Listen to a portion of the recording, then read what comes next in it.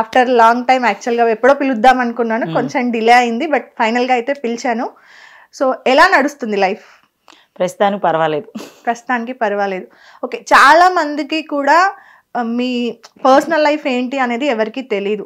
Like family గురించి, అసలు మీరు పుట్టింది పెరిగింది అంతా ఎక్కడ, హైదరాబాద్లో ఎప్పుడు వచ్చారు, ఎప్పుడు వర్క్ స్టార్ట్ చేశారు, ఏంటి, మ్యారేజ్ అయిందా లేదా, పిల్లలు ఉన్నారా, సో ఇవన్నింటి గురించి మల్టిపుల్ క్వశ్చన్స్ ఉన్నాయి మిమ్మల్ని ఫాలో అయ్యే వాళ్ళకి. సో వాటన్నింటి గురించి ఒక్కసారి. మాది వైజాగ్ అండి. ఓకే. మ్యారేజ్ అయ్యింది. సో నాకైతే ఒక బాబు పుట్టి చనిపోయారు కాబట్టి ఇప్పుడు లేరు. చెల్లి వాళ్ళ పాప నా పాప. ఓకే, బాబు పుట్టి చిన్నప్పుడు ఎప్పుడు అయిపోయింది. చెల్లికి పాప ఉంది, తనే ఇంకా మా పాప. ఓకే. అమ్మ మేము ఫ్యామిలీతో ఇక్కడే ఉంటాం. ఓకే. అమ్మ ఊర్లో ఉంటుంది, ఇక్కడ ఉంటుంది. ఓకే. చెల్లి వాళ్ళు ఊర్లో ఉంటారు, ఇక్కడికి వచ్చి వెళ్తుంటారు. ఓకే. 2 చెల్లెళ్ళు, 1 తమ్ముడు. Okay. This is my family. Okay. చదువుకున్నారా? నేను పెద్దగా చదువుకోలేదండి. చదువుకోలేదు. నాన్నగారు రీసెంట్లీ చనిపోయారు కరోనా టైంలో. ఓకే. సో నాన్నగారి టాపిక్ వస్తే లాస్ట్ ఫ్యూ వీడియోస్లో కూడా మీరు చెప్పడం జరిగింది. సో ఒకప్పుడు మీరు చేసిన, అంటే లైక్ అవన్నీ కూడా మనం తర్వాత కంటిన్యూ చేద్దాము. సో ఫస్ట్ మీరు ఇండస్ట్రీకి ఎలా వచ్చారు? ఫస్ట్ మీరు వీడియో స్టార్ట్ చేసింది ఎప్పుడు? నేను ఇండస్ట్రీకి, నాకు చాలా ఇష్టం అనమాట. ఇండస్ట్రీ అంటే చిన్నప్పటి నుంచి బాగా ఇష్టం. అప్పుడు ఎప్పుడో ఒక మూవీలో అడిగారు, ఇంట్లో వాళ్ళు పంపించలేదు. వద్దులే ఇండస్ట్రీకి ఎందుకు, మనకి అవసరం అది ఇది అని చెప్పి పంపించలేదు. అప్పుడు నా మైండ్లో పడింది మనం ఎందుకు వెళ్ళకూడదు అని. ఇదంతా మ్యారేజ్ తర్వాత?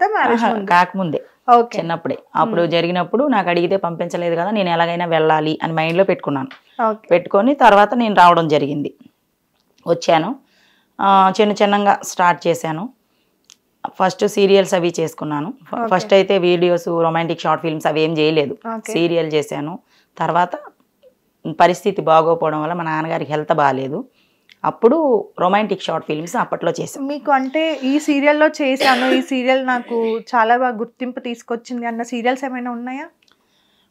పుట్టింటి పట్టుచీర సీరియల్లో డాక్టర్ క్యారెక్టర్ చేశానండి. ఓకే. అది బాగుంది. అంటే ప్రొఫెషనల్గా నేను ఎక్కువగా లెంతీ క్యారెక్టర్స్ అయితే చేయలేదు. ఒక 2 days 3 days అంతే. ఇంకా పెద్దగా కనబడి ఉంటే మనం ఇప్పుడు ఎక్కడో ఉండేటోళ్ళం. మామూలుగా 1 day 2 day మ్యాచ్ మాత్రమే చేశాను. పర్లేదు, సీరియల్స్ చేశాను, మూవీస్ చేశాను. కాకపోతే రిజిస్టర్డ్ క్యారెక్టర్ మూవీలో కూడా చేయలేదు. వెళ్ళాను, పెద్ద వాళ్ళదే చేశాను కానీ రిజిస్టర్డ్ పడలేదు. అది ఎందుకని అంటే చాలా మందికి కూడా, మీరు ఇప్పుడు కాదు వచ్చింది కూడా, ఇయర్స్ అయింది కాబట్టి, సో అంత గుర్తింపు ఎందుకు రాలేదు మీకు? అంత లెంతీ క్యారెక్టర్స్ రాకపోవడానికి రీజన్ ఏంటి? సినిమాలు సీరియల్లో అంతగా రాలేదు కానండి, యూట్యూబ్ పరంగా మాత్రం అందరికీ తెలుసు. అప్పట్లో రొమాంటిక్ షార్ట్ ఫిల్మ్స్ కానీ, మన ప్రొఫైల్ వేస్తేనే ఎవరి వీడియో అయినా కానీ నా తంబేలు వేసేస్తారు ఓపెన్ చేయాలంటే ఖచ్చితంగా. అరే అప్పట్లోనే నేను చాలా 100 kilos ఉండేదాన్ని. అప్పుడు ఈ యాంటీ ఉంది కదా అని టక్కమని ఓపెన్ చేసేసి బాగా వెళ్ళేది అప్పట్లో. మేమందరం చాలామంది చేసేవాళ్ళం.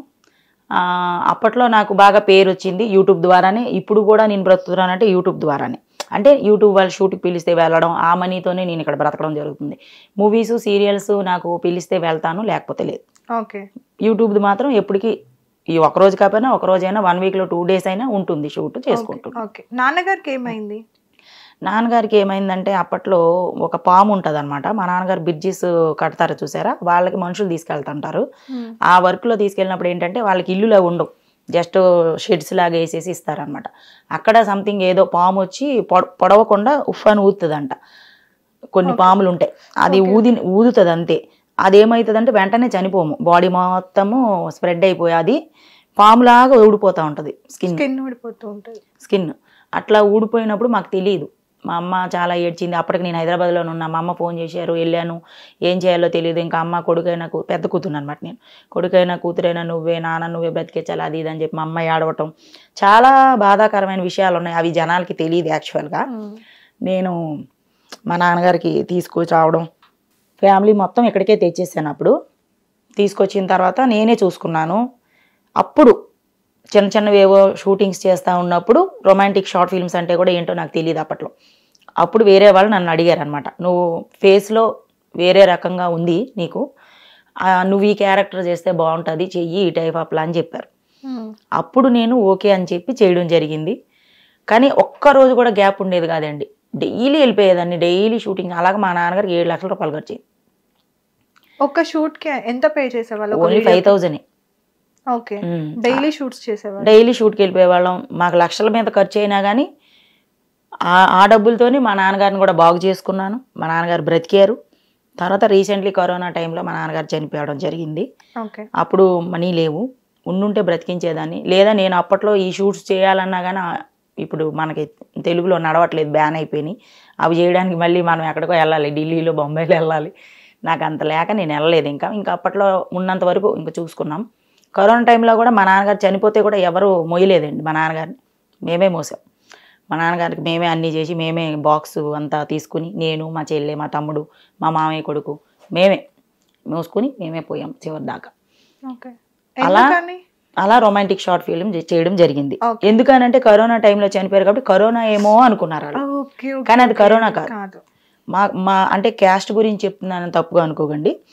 మా విలేజెస్లో ఎలా ఉంటుంది అంటే క్యాస్ట్ ఒక ఇది ఉంటుంది, ఏంటిది అది ఏదో అంటారు కదా, క్యాస్ట్ కమ్యూనిటీ ఏదో సంథింగ్ అంటారు. అలాగా మా కులపోళ్ళు అని ఒక సంఘం. అలాగా మా సంఘం వాళ్ళు వచ్చి కూడా, మా కులపోళ్ళు వచ్చి కూడా మా నాన్నగారు కనీసం ఒక స్నానం చేపిస్తాం కదా, అప్పుడు చెంబుతో ఇలా నీళ్ళు పోస్తారనమాట. అందరూ ఇలా పువ్వులు వేయటం, నీళ్ళు పోయటం అవి చేయకుండా కూడా అలా దూరంగా నిల్చొని ఉన్నారండి. అప్పుడు నేను అన్నాను అనమాట, ఇదేమి కరోనా కాదు, మీరేమి చచ్చిపోరు. కరోనా అయితే మేము కూడా చచ్చిపోతాం కదా, అంత బాధపడవసరం లేదు, నీళ్ళు వేయండి అంటే అప్పుడు వచ్చి నీళ్ళు పోసారు. అప్పుడు వచ్చి ఫ్లవర్స్ వేసారు. చాలా ఫేస్ చేసామండి. ఒక సింగిల్ లేడీ ఎన్ని ఫేస్ చేయాలో అంతకన్నా ఘోరమైన లైఫ్ ఫేస్ చేసిన నేను. చూసేవాళ్ళకి దీనికేముంది, హ్యాపీగా నవ్వుతుంది, హ్యాపీగా తిరుగుతుంది అనుకుంటారు, బాధ తెలియదు అంతే. సో నాన్నగారికి పాముకుట్టి హాస్పిటల్లో అడ్మిట్ అయ్యారు. అలా అయినప్పుడు మీరు తీసుకున్న డిసిజన్ డబ్బుల కోసం షార్ట్ ఫిలిమ్స్ చేయడం, రొమాంటిక్ షార్ట్ ఫిలిమ్స్. అలా చేస్తున్నప్పుడు మీకు తప్పు అని ఎప్పుడు అనిపించలేదా? తప్పు అని అనిపించే కంటే అండి, ముందు మా నాన్న బ్రతకాలి, నేను మా ఇంట్లో వాళ్ళని పోషించుకోవాలి, నేను బ్రతకాలి. ఈ హైదరాబాద్ సిటీలో మనం ఉన్నామంటే ఒక డబుల్ బెడ్రూమ్కి రెంట్ కట్టడం అంత ఈజీ కాదు, ఒక 5-6 మందిని పోషించడం కూడా అంత ఈజీ కాదు. సో అవన్నీ నా మీద ఉన్నాయి కాబట్టి నేను తప్పు అనుకోలేదండి. ఎందుకంటే అక్కడ నేను 4 గోడల మధ్య వెళ్ళి సెక్స్ చేసి 40 మందితో వచ్చే వాళ్ళకంటే నేను రీల్ ద్వారా కెమెరా ముందు జస్ట్ యాక్టింగ్, నాది యాక్టింగ్ లాగా చూసేవాళ్ళకి అది ఏమనిపించింది. ఓకే, కానీ నార్మల్గా అక్కడ షూట్ చేసే ముందైనా మనం ఏదైనా షూట్ చేస్తే అది లైఫ్ లాంగ్ ఉంటుంది యూట్యూబ్లో. ఇప్పటికీ కూడా మీ వీడియోస్ అలానే ఉంటాయి, అవునా?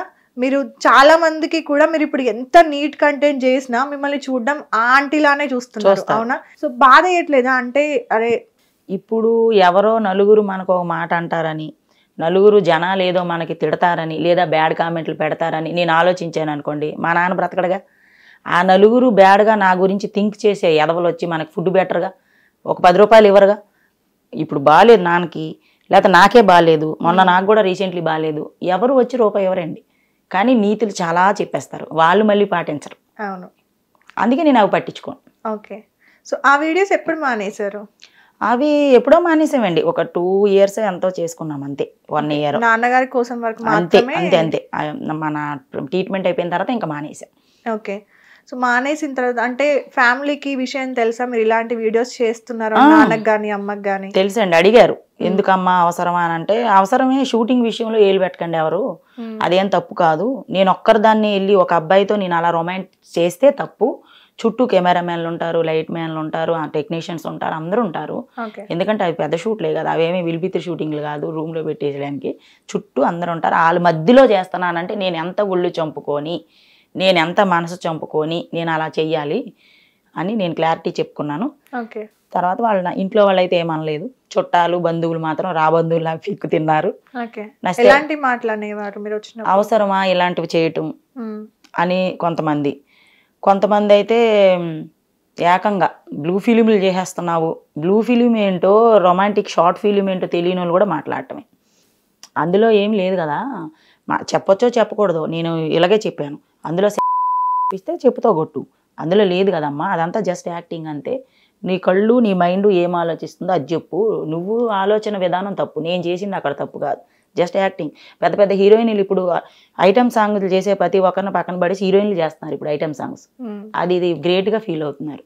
మరి మాలాంటి చిన్నవాళ్ళు చేసుకున్నప్పుడు మాకు పెద్ద ప్లాట్ఫామ్ లేదు, చిన్న ప్లాట్ఫామ్లోనే చేసుకుంటాం, అది తప్పు అంటే ఎట్లా? తర్వాత మళ్ళీ ప్రాంక్ వీడియోస్ కి ఇటువైపు స్టార్ట్ చేయడం జరిగింది కదా. సో